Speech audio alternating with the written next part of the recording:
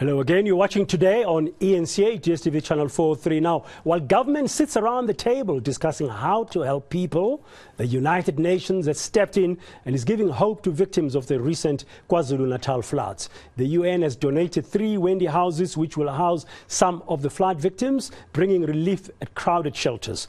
These houses will also provide some privacy as women will be living by themselves and men will have their separate place. The eNCA reporter Lethiwe Mdluli, following these developments in KZN, is joining us now just to tell us, give us the latest on this. Good afternoon, Lethiwe. Welcome to today. Thanks for your time. Now, the ad hoc committee on flood relief and recovery, I understand, has met with different government departments in KZN today, where an update was given about the help that's provided to the flood victims from government. What can you share with us?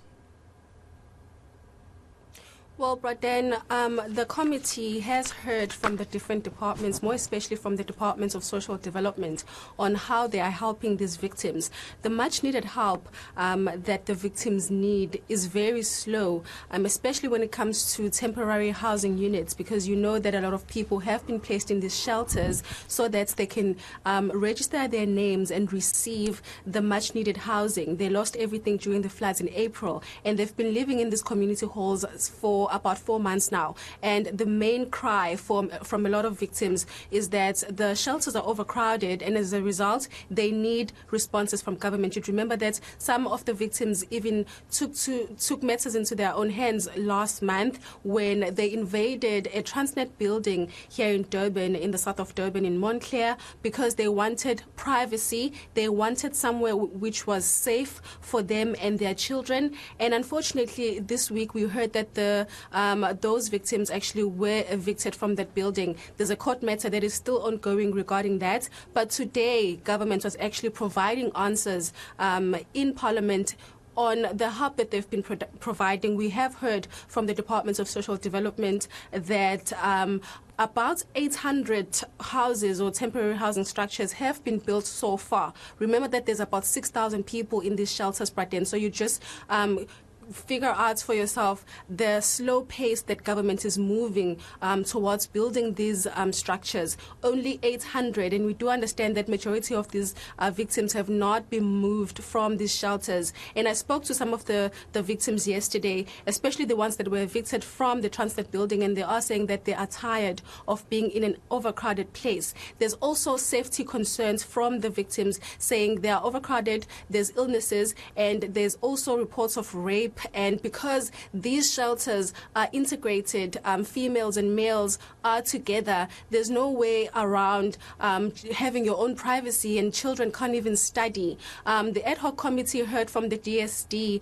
about the safety concerns around the shelters, and this is what the Director General has shared about these concerns. Already started working in a speedily manner to integrate our approaches, including with human settlements, and we're just working on actual timelines for closure. The slow TRU delivery, and I think there has been delivery of TRUs. As I indicated, from what we are gathering from the ground, from the people we are talking to, is the concern around the time in which it takes to deploy the TRUs, but also just the integration between local government and provincial and national government. But I know a lot of work has already ensued in this regard, and people are really hoping that there would be a speedy a move in this regard. The changing faces of shelters, I did indicate that one of the challenges we face is that we end up having a myriad of people coming into shelters and not necessarily for the people in which the shelters were originally set up for. And so we have to find a way of deploying a much more credible and I suppose digital tracking system where we're able to monitor the inflow of people in and out of shelters. I think this is quite an important point. Lethiwe, is there any clarity about when? Is there a date that's been given about when these people will finally really be moved and resettled elsewhere?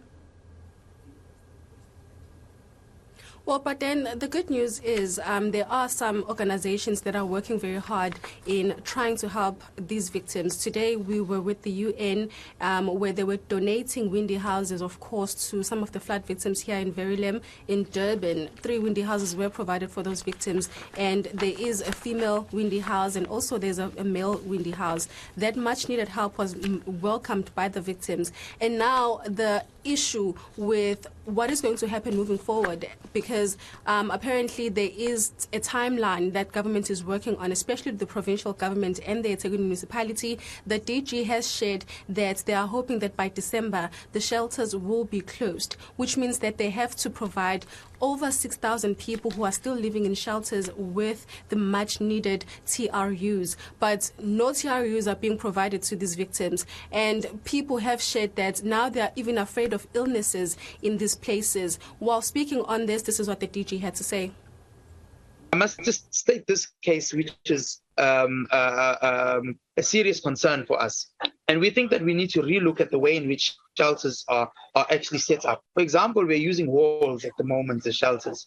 And we think that that's a very high risk because everybody sleeps in the same hall.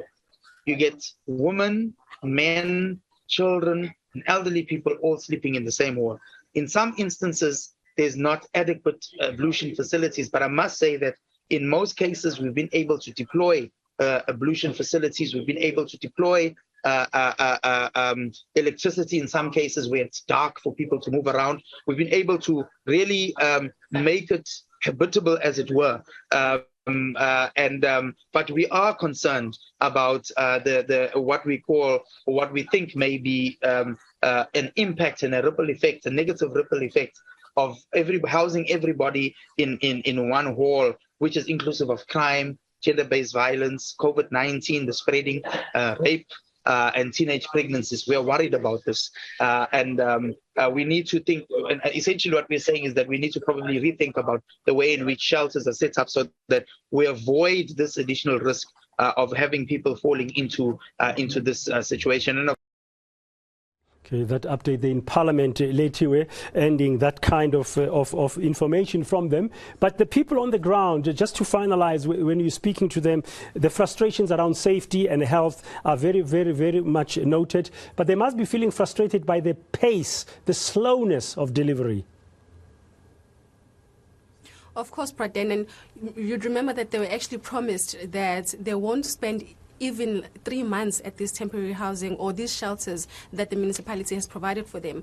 And they even went to the city hall about 2 months ago, if I'm not mistaken, where they were demanding answers from the deputy mayor of eThekwini, and they also invaded the Mayville offices, which are the government offices here in KZN. They were demanding answers from the now premier Nomusa Dube and also the ex-MEC for Human Settlements, Joe Mosbia. They have been saying that it's very frustrating for them because these places are overcrowded and it's not safe. And the issue of safety is their main concern, and which is why they have been trying to find alternative shelters, which is why they invaded the Transnet building. Also, the DG for DSD also shared that their team members are on the ground. They are trying to find answers as to why Transnet has evicted these people because they were trying to find shelter. So they did say during that meeting in Parliament that they will be finding out more about the situation and also establish why they were evicted. So tomorrow we also know that the flood victims will be heading to court to find out or to fight their eviction with Transnet. So we will be following and keeping a close eye on the story.